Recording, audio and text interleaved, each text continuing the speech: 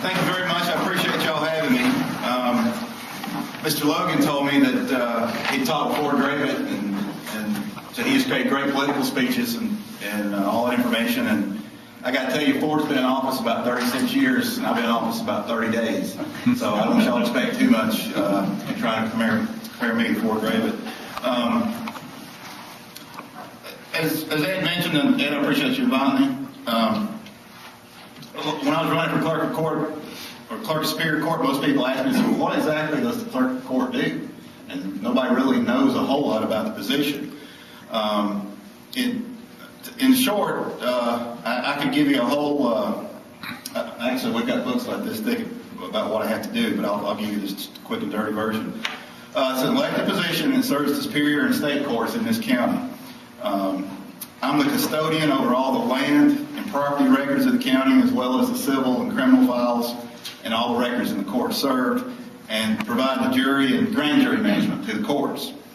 The clerk of superior court position itself is established in the state constitution, and I'm one of 4 constitutional officers in the county. The others are the sheriff, the tax commissioner, and probate judge.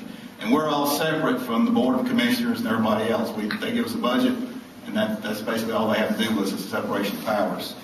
Every county, all 159 counties in the state, have a clerk of superior court, and the duties are statutory in nature, and they're all found in the official code of Georgia in literally hundreds of statutes that the legislature creates. It was established in the Constitution of 1798, and it's the highest court in each circuit, and because of that, it's the court of record. That means all the records, documentation, minutes filed in office cannot be altered. Basically, we keep all the records of the county. When I first took office, people said, what's your biggest challenge? And of course, the first thing is learn more about the office, since I didn't work there to start with. But the biggest challenges were, number one, the experience of the staff.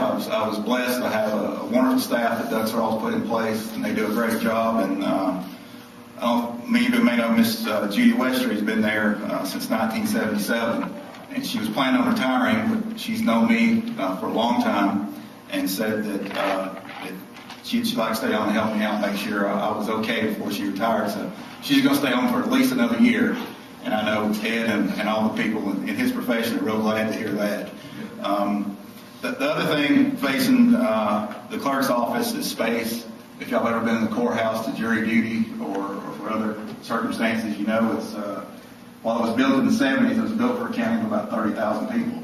Now we've got 151,000 people, and we're busting at the seams. And my office is no different than anywhere else in the courthouse. We don't have a lot of room. We have to rent space out on Pilgrim Mill Road as storage space. The old stone building next to Goodness Drug is the whole basement of that. I pretty much have to store records in there. And we've got things just put all over the place simply because there's not a lot of room at the courthouse. The judges always make a point. They told me each time I speak to the public, make a point to let people know that we need a new courthouse, and we're not just saying that because we like a new office, but we desperately do.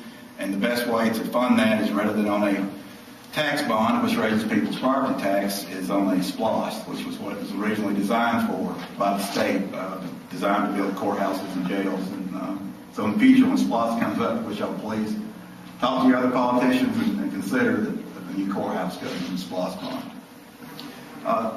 The last challenge that's facing me is in the clerk's office, and I'm dealing with it right now, is our previous court management system was a DOS-based computer system that was made in the 1980s, and we got it in the early 90s, and it's woefully outdated. We can't get a lot of good information, reports out of it, simply because it's, in the computer world, it's really antiquated. It's antique. So the county had budgeted money and already spent the money before I came in office, and we have a new web-based system which will greatly help out our office, but somebody's got to be in charge of making sure that works and setting the standard for it. And myself and the judges have that job now. So that's going to be a 2-year process to actually get everything together, online and done. But that right now, that is the number one focus of pretty much everybody in the courthouse. That's, as far as my speech goes, that's all I've got prepared. But I did come prepared. If you got any questions or Most people, the first thing they meet me and say, hey, can you get me off jury duty? And I can defer you. I can't excuse you, but I can defer you unless you're over 70, in which case you don't have to serve anymore.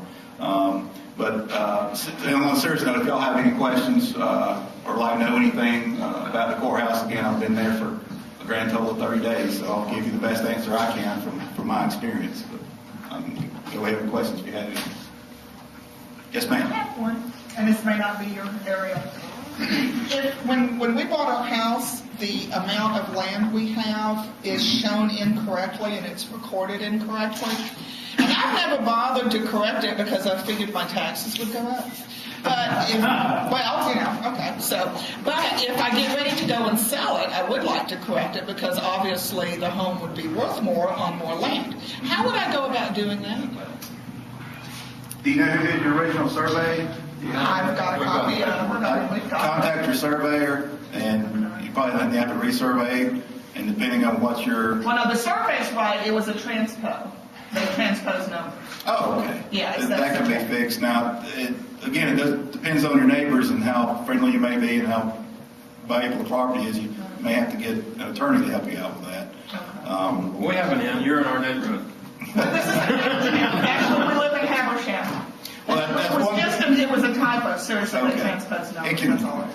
It should be fixed very easily, especially since it's subdivision lots. Okay. But where would I start with? Gentleman right back there, if you want to start. Back to the original closing attorney and having to go correct your deed, that's all you need to do. That's going to be a fee, right? No, it shouldn't if you messed it up. If they made a mistake, it shouldn't be. You should do it as soon as possible. Well, it's only been 22 years. So. You may have given your land to your neighbor. No. Really? Well, no, the survey's right. It's just, I got to get it out and look at it. Huh? You should really get that. If you need an attorney, there you go. Oh, I know. Now, you need a good real estate attorney. As opposed to whatever I am. Okay, so I know get my paperwork out and see. Get your closing attorney to... Because honestly, I think everything legally is right. I think what happened is the county transposed the numbers. I think legally, deed-wise and everything else, I think it's fine. It's just when they entered it into the tax records, they transposed numbers. Rather than 8.86, it's 0.68. No, it's the reverse. We have 0.86, but it shows 0.68. Okay. So it's just a transpose. But I'd kind of like to get it fixed because if we sell it, I mean, in a subdivision, that makes a big difference. That's like a quarter acre. So. I won't say anything to the tax commissioner about that. Okay, well, thank you. Any other questions?